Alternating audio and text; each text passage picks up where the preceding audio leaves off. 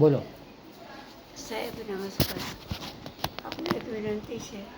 સુભાષભાઈ સરની પત્ની છું. મારી હાલત બહુ ખરાબ છે.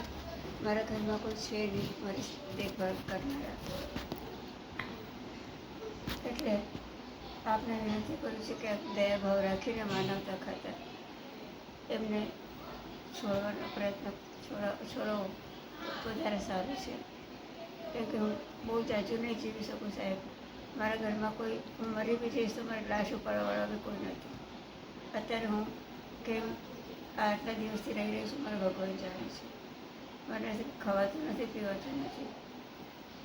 સાહેબ વિનંતી છે એટલો મારા ઉપકાર કરશો સાહેબ. આભાર આપનો.